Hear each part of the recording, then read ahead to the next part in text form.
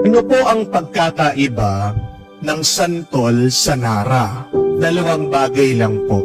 Una, ang tagal ng kanilang paglaki, ang bilis ng kanilang paglago. Ang santol, mas mabilis po lumaki. Mga 2 to 3 years po, malaki na yan. May bunga na at pwede na rin putulin, gamitin. Pero pagdating po sa nara, sabi po, nangangailangan kayo ng 40 to 50 years para makuha yung tamang laki para putulin at magamit. Mas mabilis tumubo ang santol kesa sa nara. Pero pangalawa, tibay. Ano po ang mas matibay? Santol o nara? Di ba nara? Wala pa po akong nakitang tao na pinagmamalaki niya ang kanyang gamit o muebles gawa sa santol. Di po ba? Ang pinagmamalaki nating gamit, lamesa man yan, kama o pintuan, gawa sa nara. Dahil alam natin, matibay, may kalidad. Ang santol kasi, malambot, pero ang nara, matigas at talagang nagtatagal. Tignan niyo po sa buhay, ang mga pinakamatitibay na bagay, nangangailangan ng oras at ng panahon. Ganyan din sana natin tignan ang buhay natin. Pag merong katagalan na makuha mo yung gusto mo, isipin mo, ikaw ay nara, hindi ka santol. Pag mayroong kang inaasam sa buhay mo at hanggang ngayon wala pa, sabihin mo sa sarili mo, nara ka, hindi ka santol.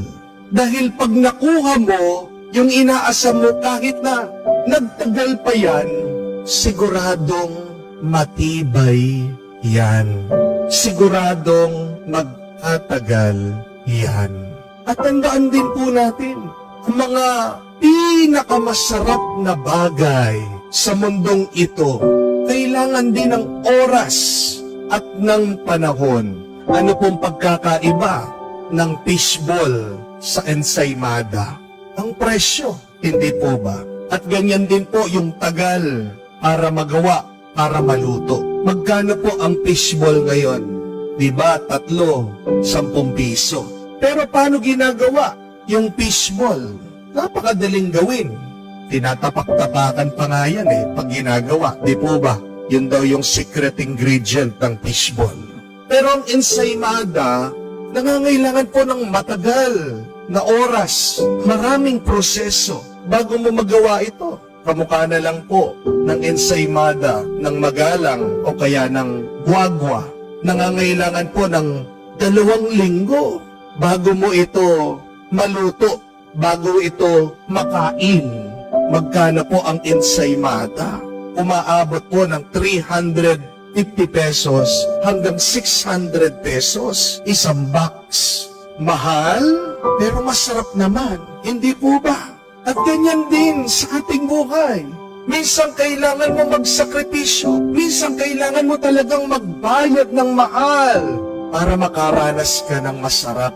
Yan din ang pinapaalala po ng ating ebanghelyo. Kailangan mong maghintay kung gusto mong makatanggap ng isang bagay na matibay, masarap, at napakabuti sa iyong buhay.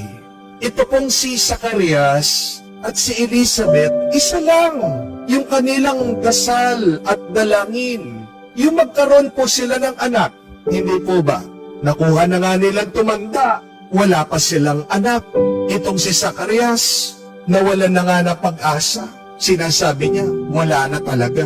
Pero kung kailan sila tumanda, doon dumating ang anghel, doon binigay ng Diyos yung kanilang hinihingi. Bakit? Kasi ang ibibigay pala ng Diyos sa kanila, hindi ordinaryo. Espesyal palang tao. Ang kanilang anak magiging propeta, isang banal na tao, isang taong maghahanda ng daan para sa Diyos. Kung ordinaryo lang tao, madali lang ipagkakalob ng Diyos. Pero extraordinaryo pala ang ipagkakaloob ng Diyos. Kaya pala nagtagal. Kaya pala nangailangan ng mahabang panahon. Kaya nga, ito din po ang paalaala sa atin. Kahit na hindi pa dumarating ang iyong hinihiling, huwag kang titigil sa pananalangin.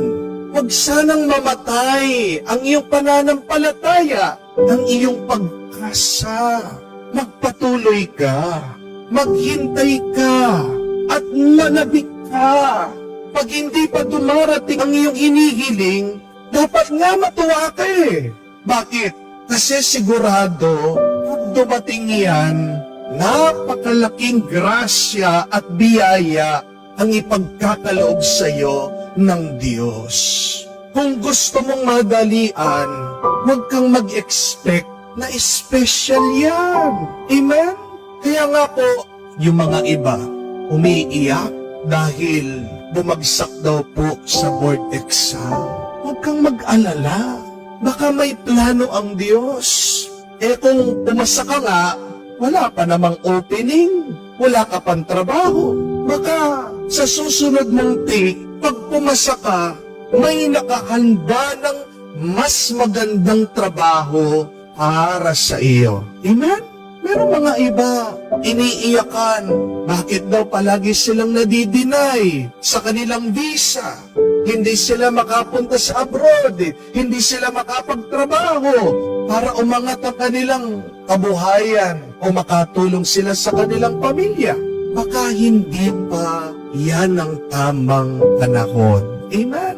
Baka kung ikaw ay pumasa, nagkaroon ka ng visa, makarating ka ng ibang bansa, pagdating mo doon, wala ka naman trabaho. Sayang lang, alalahanin natin. All the best things in life take time. Amen? Tandaan niyo po, lahat ng pinakamabuting bagay dito sa mundo nangangailangan ng oras at ng panahon. Nung po minsan merong isang kwento tungkol po sa isang aso at sa isang elepante. Parehas po buntis. Itong aso, bawat 2-3 buwan, nanganganak. Ang dami na pong anak, mga tuta. Pero ito pong elepante, 1 taon na, hindi pa nanganganak. Wala pang nailalabas. Kaya nga po niloloko siya, itong aso. Sabi niya, sigurado ka ba talagang buntis ka? Ako, ang dami ko ng anak. Ang dami ng mga tuta dito. Hindi ka siguro buntis. Baog ka siguro, sabi po ng aso dito sa elepante. Sumagot po ang elepante. Ang ganda po ng kanyang sagot, sabi niya. Tingnan mo yung mga anak mo. Madami nga, pero kalat-kalat sila sa daan. At hindi man sila pinapansin ng mga tao. Minsan nga, sinisipa-sipa lang sila eh. Yung mga iba, sinasagasaan pa nga eh. Pero tandaan mo ito, pag lumabas yung anak mo, at pag yan lumakad, humihinto lahat ng mga tao. Humihinto lahat ng mga sasakyan. Pag lumakad siya, nanginginig ang mga tao, nararamdaman nila, pagkarating ang anak ko. Kaya kahit na matagal ang panahon, okay lang kasi malaki ang lalabas sa akin. Yan ang pag-asa natin. Yan sanang maging pag-asa mo. Manampalataya ka, manalig ka. Bakit hanggang ngayon wala pa ang iyong pinagdarasal? Dahil hinahanda ng mabuti ang Diyos yang iyong hinihingi. Dahil napakalaki ng iyong tatanggapin. Dahil napakabuti ng ipagkakaloob sa iyo. Bayaan mo yung mga iba agad na nakatanggap. Tandaan mo, santol ang mga yan. Tandaan mo, fishball lang ang mga yan. Alalahanin mo, ordinaryo lang, pangkaraniwan lang ang kanilang natanggap. Ikaw, kahit na napakatagal na, maghintay ka dahil very special ang grasya at napakalaki napakabigat ng biyaya na tatanggapin mo. Kaya magpatuloy kang maghintay, magpatuloy kang manalig sa Diyos, at ngayon pa lang, pasalamatan mo na siya at purihin mo ang Diyos dito sa nakakabigla at nakakamangha na bendisyon at biyaya na tatanggapin mo sa iyong buhay.